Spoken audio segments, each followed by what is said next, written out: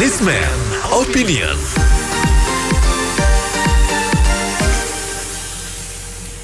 Line telepon 633-9160 kami buka kembali dan kami mengajak Anda untuk beropini. Lagi kisruh Partai Demokrat yang menyelenggarakan Kongres luar biasa di Medan yang menetapkan Muldoko sebagai Ketua Umum Partai Demokrat yang baru. Kongres berakhir ricuh dan baku hantam terjadi antara dua kubu Demokrat yang pecah. SBY marah besar dan mengatakan itu Kongres ilegal. SBY menyerukan perang dan menduga ada campur tangan orang dalam pemerintah dalam kudeta ini. SBY bahkan sampai mengatakan dia malu, menyesal dan minta maaf pernah mengangkat Muldoko sebagai Panglima TNI. Apa komentar Anda tentang kejadian ini? Silakan berikan komentar Anda di 633-9160, 633-9160. Pagi, iya, saya kira isu Demokrat ya, sebenarnya kita melihat ke belakang itu sering terjadi kok, biasa-biasa aja. Pak SBY aja terlalu lebay ya, saya bilangnya. Bawa-bawa negara, bawa-bawa Jokowi, apa urusannya? Saya kira urus dulu anaknya. Anaknya bisa urus partainya. Jadi jangan cuma pencitraan, foto sana, foto sini ya. Ya bahwa orang lain bisa terlibat karena kan masalahnya di dalam. Karena kurangnya kepemimpinan yang kuat. Jadi dalamnya sudah pecah gitu loh. Bahwa Muldoko datang ya mungkin itu ya tambahan aja ya. Saya kira semua orang punya ambisi pribadi, nggak ada urusan dengan Pak Jokowi. Jadi jangan terlalu lebay lah. Kalau memang bangsa ini mau maju, udah satu partai aja. Kita lihat Taiwan 2 partai ribut mulu. Apalagi kita sini banyak ya. Masing-masing bilang dia yang benar. Kita lihat Tiongkok maju kan. Kalau kita punya ini mau majukan bangsa mah satu partai aja. Partai Pancasila. Selesai kan? Kalau saya lihat memang inilah khas Indonesia. Jadi inilah kemajuan politik di Indonesia, demokrasi di Indonesia baru sampai segini. Mau diapain akan terjadi. Cuma tinggal partai siapa yang akan terjadi. Karena kita, jujur saya katakan, Indonesia memang masih jauh dari harapan. Walaupun kita masih punya harapan, tapi saat ini ya sampai segitulah. Siapa yang nggak tahu SBY itu tokoh politik di Indonesia, tapi kenyataannya juga masih terjadi semacam ini. Jadi tinggal kita lihatlah apakah nanti ke depan akan seperti itu juga, apakah Indonesia akan lebih maju, dan tidak hanya di politik, demokrasinya juga, dan yang lain-lainnya pun juga gitu. Indonesia hanya menang satu. Banyak komentar di Indonesia ini, banyak bahan yang dijadikan sensasi. Itu aja. Terima kasih. Tidak pantas untuk mengatakan menyesal. Karena setiap orang punya kebebasan untuk bertindak. Jangan sampai kita masyarakat Indonesia juga bilang menyesal. Pernah punya Pak SBY sebagai presiden. Terima kasih. Menurut saya sih kalau Pak SBY bilang nyesal, cuma udah nggak relevan kali, udah di luar jalur. Emang sekarang kan sudah sama-sama purnawirawan, dulu sama sekarang kan beda statusnya. Sekarang siapapun atau apapun ya, dia mau jadi apapun ya kan hak saja, fine-fine saja, udah tidak ada undang-undang yang melarang itu. Masalah persaingan dan lain-lain itu kan ada wajar-wajar saja. Urusan partai, urusan itu kan urusan pribadi. Ini kan masalahnya para kadernya si Demokrat kan tidak puas dengan keputusan yang diambil oleh yang sekarang namanya sekian banyak orang, ada yang suka, ada yang tidak suka sih. Fine-fine saja sih, tergantung dari kondisi pemimpinnya itu sendiri. Nggak usah dibilang yang ungkit yang dulu seperti itu mah ya salah kaprah lah. Itu karena nggak ada bahan, asal bunyi aja sih. Kalau menurut saya itulah pemimpin baperan.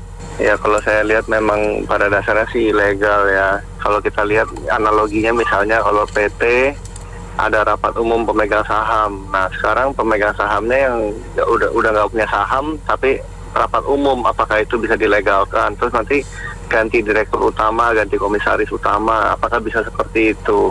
Nah ini kan secara sah kan AHY masih posisinya seperti yang dikatakan Pak Mahfud MD, memang masih sah di situ. Nah kalau semuanya masih sah, kepengurusan masih sah, kenapa bisa ada rapat kongres luar biasa? Nah itu kan harusnya dipertanyakan dulu. Jadi kita mau lihat juga gimana pemerintah mengatasi hal ini, karena kok bisa orang-orang berkumpul mengatasnamakan partai tertentu gitu loh. Nanti kalau enggak saya kumpul 10 orang atas nama sewa hotel atas nama PDIP, gimana? Enak nggak? Kan seperti itu ya. Sekarang jangan mentang-mentang lagi berkuasa terus pura-pura netral, tapi padahal ini kelihatan sekali sudah nggak netral. Ya kita lihatlah bagaimana Indonesia politiknya. Ya kalau kita lihat Pak SBY nyesel angkat Pak Muldoko Panglima TNI, saya pikir juga sama, Bu Mega juga belum nyesal angkat Pak SBY sebagai Menko Polhukam, akhirnya kan berseberangan juga. Saya pikir itu hal yang wajar lah, dan politik semua udah juga Bu, ujung-ujungnya duit. Ya saya rasa ada kepentingan dalam hal ini, emang pasti ada, nggak mungkin nggak ada, tapi soal KLB itu sah atau tidak sah biar pemerintah aja mutusin lah. Saya rasa itu aja sih. Kalau saya ini menarik pernyataan dari Pak Mahfud itu, katanya yang sah, yang ini kubunya dari AHY itu kan masih terdaftar dan sah, dan nanti akan dilihat apa pengaduan dari yang KLB itu ya, permohonan. Kalau sudah jelas itu sah, ya dilihat apa lagi gitu loh. Berarti kan ya yang lain itu udah nggak sah gitu loh, kalau analogi berpikirnya. Kalau jadi mau permohonan yang baru, wong itu udah yang pertama udah sah, ya berarti selain itu udah nggak sah gitu, kurang lebih gitu. Pendapat begini ya, yang rugi itu pendapatnya itu si Pak Muldoko itu rugi, katakan namanya kurang bagus lah. Jadi kalau mau berbuat untuk negara kan banyak jalan, nggak harus jadi pemimpin partai, nggak harus jadi presiden, itu banyak lah untuk mengabdi pada negara, itu sangat banyak di Indonesia. Makasih. Karena seperti yang pernah sebelumnya itu benar-benar caranya sih tidak elegan ya, kalau diplomatis setelah di pejabat negara dengan mengambil seperti itu demi kekuasaan, itu sangatlah tidak wajar, dan atasnya Pak SBY itu cara besar gitu. Ya kalau memang dari orang tersebut layak untuk jadi pemimpin presiden atau sebagainya tanpa harus mengambil ini, pasti partai-partai akan datang untuk meminta atau meminang orang tersebut untuk dijadikan kader partainya untuk diusung. Ya. Memang ada pepatah di dalam istilah politik ya, tidak ada lawan atau kawan yang abadi, tapi yang ada kepentingan yang abadi. Jadi di sini sebenarnya harusnya Pak Muldoko sebagai yang dipercaya oleh Pak Jokowi tidak mengambil tindakan gegabah ya. Walaupun dari kader-kader Demokrat yang dicopot, itu kan harusnya kalau memang dia mau mendirikan satu partai, dirikanlah partai. Tidak usah harus merekrut partai orang lain. Karena kalau toh nanti kontestasinya untuk pencapresan 2024, silakan bertanding secara sehat. Ini kan sudah ada cikal bakal embrio yang dari warga dinasti Pak, yang notabene katanya keluarga dinasti Pak SBY, ya kan? Bertandinglah secara akurat dan secara komprehensif, secara ekivalen. Jadi artinya tidak harus merekrut gitu loh, dengan alasan akan memberikan elektabilitas yang baik. Saya kira satu langkah fatal buat Pak Muldoko, harusnya berpikir ulang kenapa harus merekrut partai yang sudah ada dari orang ini, kenapa tidak mendirikan partai baru.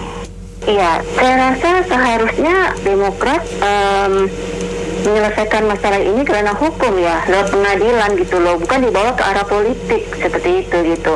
Jadi diselesaikan secara hukum dulu, itu masuk karena hukum, baru pemerintah bisa bersikap gitu kan gitu. Jadi di sini kalau saya rasa ini faktor utamanya adalah masalah internal dari Partai Demokrat sendiri gitu loh kan gitu, dimana dibawa ke pemimpinan AHY, yaitu ada petinggi partai yang tidak setuju sebenarnya gitu. Akhirnya begitu mereka dipecat ya kan, barulah terjadi seperti ini, kekisruhan itu malah semakin besar seperti itu kan gitu. Jadi kalau mohon maaf ya, kalau saya rasa kalau Pak Jokowi di bawah, kalau lihat karakter dan pribadinya Pak Jokowi, saya rasa Pak Jokowi itu nggak akan merestui cara-cara Muldoko seperti ini. Saya rasa ini masalah Muldoko secara pribadi aja gitu. Makanya saya bilang Demokrat harusnya bawa ke ranah hukum, bukan kemudian lebih ke arah politik gitu kan. Karena kalau sudah masuk ke ranah hukum, ya kan, seperti dulu yang pernah terjadi pada PKB, P3, ya kan, masuk ke pengadilan, ya di situlah baru pemerintah bisa ambil sikap seperti itu. Memang ada pepatah di dalam istilah politik ya, tidak ada lawan atau kawan yang abadi, tapi yang ada kepentingan yang abadi. Jadi di sini sebenarnya harusnya Pak Muldoko sebagai yang dipercaya oleh Pak Jokowi tidak mengambil tindakan gegabah ya. Walaupun dari kader-kader Demokrat yang dicopot, itu kan harusnya kalau memang dia mau mendirikan satu partai, dirikanlah partai. Tidak usah harus merekrut partai orang lain. Karena kalau toh nanti kontestasinya untuk pencapresan 2024, silakan bertanding secara sehat. Ini kan sudah ada cikal bakal embrio yang dari warga dinasti Pak, yang notabene katanya keluarga dinasti Pak SBY, ya kan? Bertandinglah secara akurat dan secara komprehensif, secara ekivalen. Jadi artinya tidak harus merekrut gitu loh dengan alasan akan memberikan elektabilitas yang baik. Saya kira satu langkah fatal buat Pak Muldoko, harusnya berpikir ulang kenapa harus merekrut partai yang sudah ada dari orang lain, kenapa tidak mendirikan partai baru. Iya, saya rasa seharusnya Demokrat menyelesaikan masalah ini karena hukum ya, lewat pengadilan gitu loh, bukan dibawa ke arah politik seperti itu gitu. Jadi diselesaikan secara hukum dulu, itu masuk ke ranah hukum, baru pemerintah bisa bersikap gitu kan gitu. Jadi di sini kalau saya rasa ini faktor utamanya adalah masalah internal dari Partai Demokrat sendiri gitu loh kan gitu, dimana dibawa ke pemimpinan AHY, yaitu ada petinggi partai yang tidak setuju sebenarnya gitu. Akhirnya begitu mereka dipecat, ya kan, barulah terjadi seperti ini, kekisruhan itu malah semakin besar seperti itu kan gitu. Jadi kalau mohon maaf ya, kalau saya rasa kalau Pak Jokowi dibawa, kalau lihat karakter dan pribadinya Pak Jokowi, saya rasa Pak Jokowi itu nggak akan merestui cara-cara Muldoko seperti ini. Saya rasa ini masalah Muldoko secara pribadi aja gitu. Makanya saya bilang Demokrat harusnya bawa ke ranah hukum, bukan kemudian lebih ke arah politik gitu kan. Karena kalau sudah masuk ke ranah hukum, ya kan, seperti dulu yang pernah terjadi pada PKB, P3, ya kan, masuk ke pengadilan, ya di situlah baru pemerintah bisa ambil sikap seperti itu. Saya punya pendapat sih netral aja, nggak ada beda-bedanya, semua juga manusia, ada lebih ada kurang. Kalau bangsa ini kan menghadapi tahun 2008, abad ke-21, udah robah sih mengolah negara seperti kita dalam satu kapal, nggak usah banyak nakoda, satu partai aja. Indonesia kan negara Pancasila, udah partai Pancasila, kalau kita mau maju ikut aja. Sekarang kita banyak kisruh dari partai lain, masalah-masalah, jadi nggak ada beres, jadi bangsa ini nggak bisa maju. Itu pendapatan saya. Ini Menurut saya memang saya bukan ini ya, bukan ininya Demokrat gitu ya. Saya juga dulu waktu memimpin Pak SBY juga mungkin pernah membiarkan juga, walaupun juga konteksnya lain ya, konteksnya lain. Dulu misalkan ada zamannya Gus Dur dengan Muhaimin gitu ya, tapi kan itu sama-sama kader gitu ya, sesama kader. Yang terjadi saat ini gitu ya, saya dalam posisi yang netral saya melihat bahwa memang faktor eksternal itu yang lebih dominan dalam hal ini adalah dari kacamata awam gitu ya. Ini memang dari KSP ya, Pak Muldokonya terlalu ingin masuk ya, ingin mencalonkan diri menjadi nanti calon presiden di 2024 tanpa perlu bersusah payah kan gitu. Nah, pas kebetulan juga di internal Demokrat gitu ya, itu memang terjadi ketidakharmonisan sebelumnya, sehingga dipecatlah beberapa pendirinya kan begitu ya. Nah, cuman dalam hal ini ya, kalau dibilang saya kontra atau pro ya kan, pada akhirnya walaupun saya netral, akhirnya saya merasa kok ini mau pengambil alihan ini juga kalau melibatkan internal kurang pas gitu loh ya, kurang pas. Harusnya kalau misalnya Pak Muldoko nih yang merasa bahwa hebat kemudian memiliki sumber daya yang melimpah segala macam, kenapa tidak bikin partai? Yang itu nanti pertanyaannya dibalik, loh kenapa nggak Pak SBY sendiri yang bikin partai? Ya ini konteksnya tentu berbeda gitu ya. Yang dipilih kemarin di 2020 itu kan juga jelas, ADART-nya juga jelas. Jadi kembalikan lagi ke ADART, ada 3 syarat yang di situ harus terpenuhi, dan itu tidak terpenuhi semua begitu ya. Sehingga kalau saya suruh memilih, ya opini saya, tentu saya menyayangkan gitu apa yang dilakukan oleh Pak Muldoko gitu ya, sebagai KSP yang memiliki kemampuan dan kekuasaan, itu seharusnya tidak perlu ya, tidak perlu. Dan dalam hal ini mungkin saya hanya bisa meminta kepada Kemenkumham, nanti ini pasti didaftarkan nih, pasti ya kan, ada hasil KLB ini. Nah, pastinya harus mengacu kepada ADART yang terbaru ya, berarti yang diserahkan terakhir itu ya, jangan yang 2005 gitu, yang kemarin Pak Mahfud sendiri sampai salah gitu kan, ternyata bukan 2005 yang disampaikan di Kemenkumham, tetapi yang terbaru. Harapannya begitu, sehingga gitu ketika ini ditolak, selesai.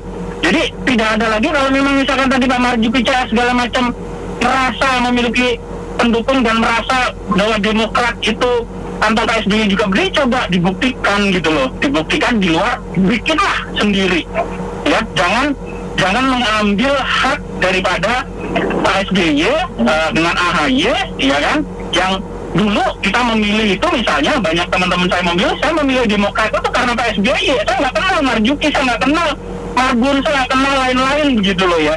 Jadi identik seperti PDIP ada Bu Mega. Jadi gini, kita melihat saja, karena dua-dua pihak yang mengaku benar kan udah melapor ke Menkumham, ya kan? Tentu nanti dari pemerintah melalui Menkumham akan meneliti ADART yang terbaru yang menjadi dasar, apakah KLB Deli Serdang ini sesuai ADART yang terbaru enggak? Kalau memang sesuai, ya SBY mau ngomong apa? Jadi kita harus menunggu dan kita lihat dulu. Dan pemerintah, apakah dia mengakui KLB Deli Serdang atau Demokrat yang AHY, semua masyarakat juga bisa lihat. ADART-nya itu kan nanti bisa dilihat apakah sesuai nggak KLB ini. Kalau memang sesuai, ya mau dikata apa, ya sesuai hukum. Dan pemerintah juga bisa mengakui. Tetapi kalau ternyata tidak sesuai, ya pemerintah juga harus mengatakan KLB ini tidak sah. Itu pertama. Terus kedua, Pak SBY tadi kan mengeluh bahwa merasa menyesal memilih Pak Muldoko. Ya, saya kira banyak teman-teman orang lain juga mengatakan dulu kejadian Pak SBY di pemerintah Megawati juga sama.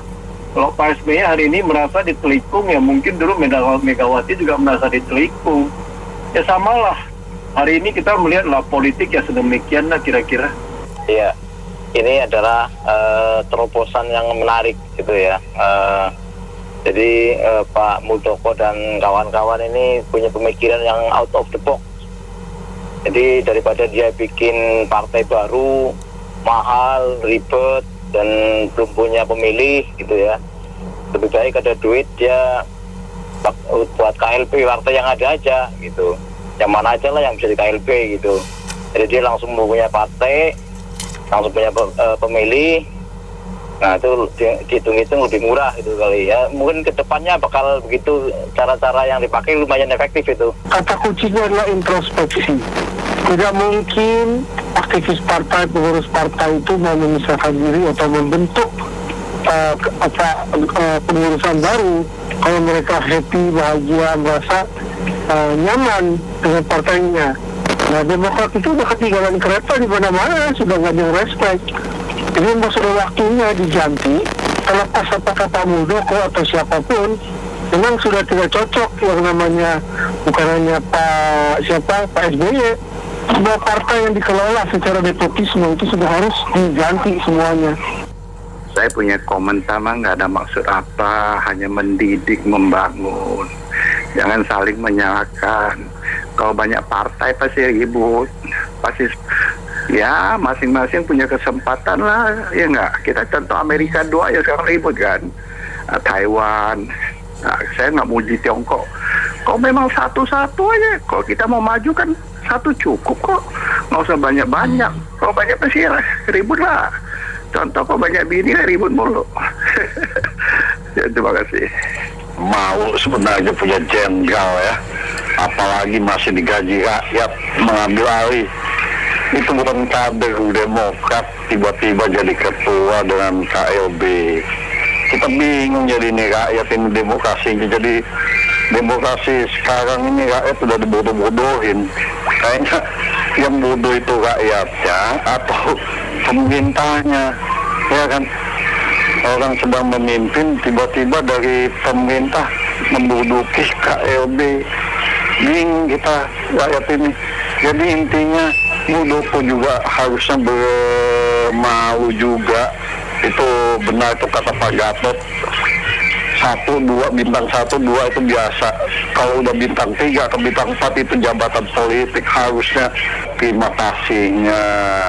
Kalau mau menjegal, kalau mau mengkudeta, ya kudeta jangan yang mayor.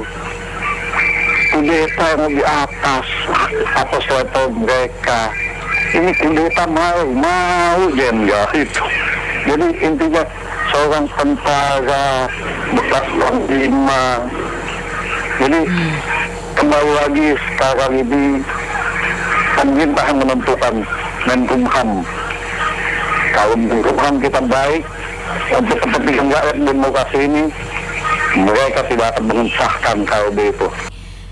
Ya, kalau saya lihat sih memang Partai Demokrat ini secara fundamental rapuh.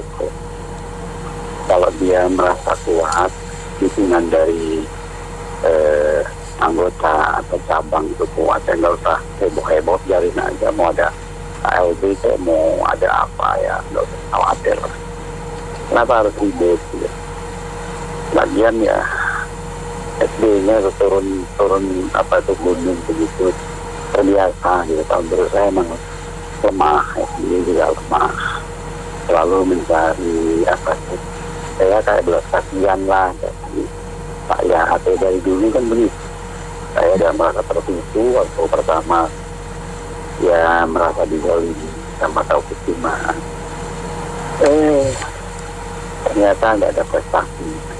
Ini pun juga emang keliru sih, anak baru kemarin sore belum ada persoalan politik, jadi suruh jadi ketua. Kenapa harus begitu? Jelek banget. Kalau menurut saya memang lemah, ada dasar yang kuat. Bahwa bilang sih apa ya, selama SBY jadi presiden di kerja apa buat rakyat gitu loh. Kita malu juga punya SBY kerja 10 tahun jadi presiden, kerja apa buat rakyat. Status bank pensiun kita malu, kerja buat rakyat enggak gitu loh. Hambal itu ini yang Muldoko, Martono, Mustafa boleh aja asal baru kerja buat rakyat itu aja, nggak usah malu siapa buat pemimpin baru atau dan korbankan AHY bisa kerja apa, jadi pengangguran juga. Makasih. Gini, biasa itu Mbak ya, kalau dua pihak berseteru, yang satu mengatakan ilegal, yang satu mengatakan yang sebelah juga ilegal. Nah sebenarnya ini kan bukan kudeta, bukan kudeta Muldoko. Wong di tubuh Muldoko itu kan semua pentolan Demokrat kan. Johnny Allen Marbun itu pendiri Demokrat. Marsuki Ali yang mantan ketua DPR RI Demokrat itu siapa? Maxo Pakua itu siapa? Semua dan beberapa DPC yang hadir. Bahwa kemudian SBY mengklaim itu ilegal, yaitu karena namanya orang berseteru kan. Itu satu. Yang kedua, ini menarik-narik, ya biasalah SBY ini kan flying victim, selalu mau mendapat menjual kesedihan, merasa tertindas. Wong dia yang menindas kok sebenarnya kan. 7 orang kader DPP yang dipecat itu semua pentolan dan pendiri, lalu kemudian membuat gerakan melawan. Artinya ini adu kuat sebenarnya, bahwa mereka pintar mencari jenderal untuk melawan mayor si AHY, itu strategi. Jadi kemudian orang mengatakan ketika SBY presiden, yang terjadi terhadap partai PKB Gus Dur dengan Caimin itu sama juga, itu kerjaan siapa ketika SBY presiden kan. Jadi orang mengatakan ini adalah tabur tuai ya, ini juga karma dari pemerintahan SBY. Long SBY merasa dikhianati oleh Muldoko. Megawati betapa sakitnya juga. Artinya itu bagian dari dinamika politik yang nggak usah membawa-bawa menyeret-nyeret institusi kepresidenan. Rakyat sudah pintar Mbak itu. Terima kasih. Kita sebaiknya saling kerjasama memajukan negara lah, jangan terlalu ikut politik. Terus udah gitu untuk pemilu 2024 presiden maupun pilkada DKI saya hanya BHF. Semoga tuh yang terpilih itu pemimpin yang benar-benar membela rakyat, memikirkan rakyat. Jangan seperti kasino kapitalisme, memikirkan diri sendiri, merugikan banyak orang. Itu tuh bahaya sekali kalau begitu Bu. Negara ini bisa bahaya, bisa kacau. Mitra bisnis, demikian sesi Businessman Opinion untuk kali ini. Saya Anita Wijaya.